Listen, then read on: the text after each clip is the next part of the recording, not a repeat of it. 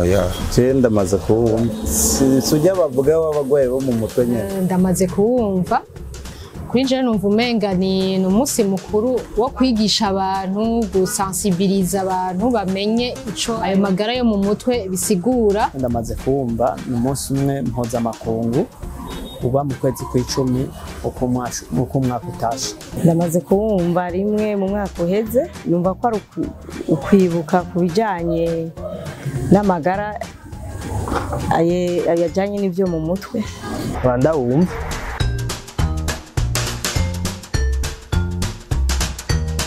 kugira ubwenge bukwiye nta ibyo numva ni mu gihe umuntu mu mutwe wiwe ata bintu by'ibibazo aba afise canke utuntu tw'utugwara aba afise ku bijanye no mu mutwe. Amagara meza mu mutwe nuko umuntu ngiye ataba yumva agwara.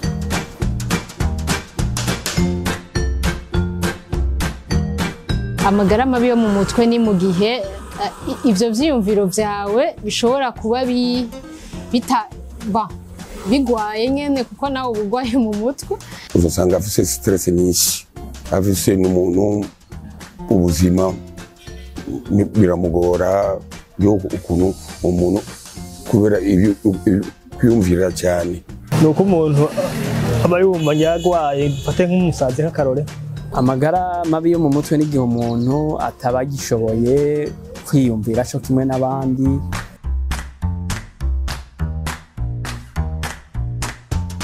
Ingora mu mutwe ufatiye nko mu bihe turimo, hari abantu usanga batameze neza bivaye n'ubuzima babayemwo, ugasanga birababanye vyinshi bakaba buri ingene babijera. Yanyoye urumogi, yakanyoye biya bintu by'amadroge. La plupart du temps il va ku bintu usanga umuntu yaraciyemwo, sikuvuga muri passé yiwe, igihugu canke famille. Biravana n'ubuzima umuntu yakuriyemo hamwe hamwe.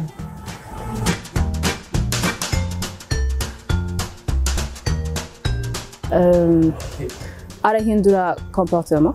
Ibimenyetso ntibimeje kuvuga nka depression, kuvuga stress, trouble anxieux, kubura ikiro, ukagira perte d'envie, ugasanga ntukerebutse, ntushaka gukora ikintu, wa muri wenyene uri kuramura uramubona, kuraba ku maso canke ukuntu agenda uramubona mu visage, uramubonye mu mubiri sante yiwe.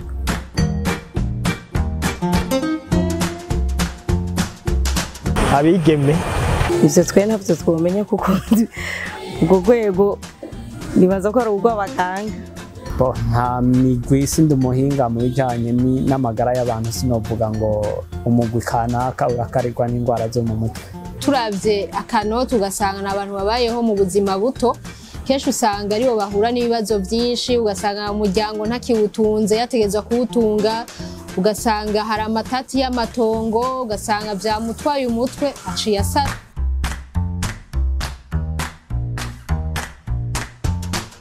Kwa Legente aho bafashiriza abantu bafise ingora mu mutwe ni kwa Legente. Ego mu Kamenge, kwa Legente Saint-Pk. henshi nzi kwa Legente canke bajya baba Kamure, Centre Kamure. Hariho kwa muganga, hakabaho n'abajejwe imibereho y'abantu. Hano mu Burundi hakunze kuvugwa cyane ni ku bitaro byo kwa Legente, niho honyine nsanzwe nzi, niho bakunze kuvuga ko ufise indwara yo mu mutwe kenshi ariho bakunda kubafasha.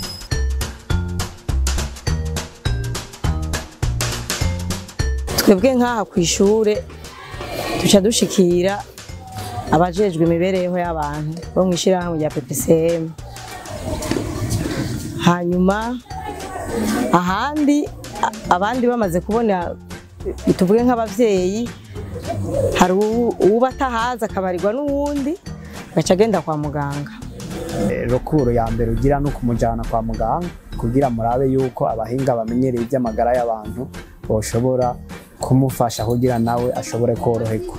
Ubufasha dukunze kwitura ahanini ni nko gutabariza nyene, harya nyene baba basanzwe baraba ibintu vyo mu mutwe kwa Legente,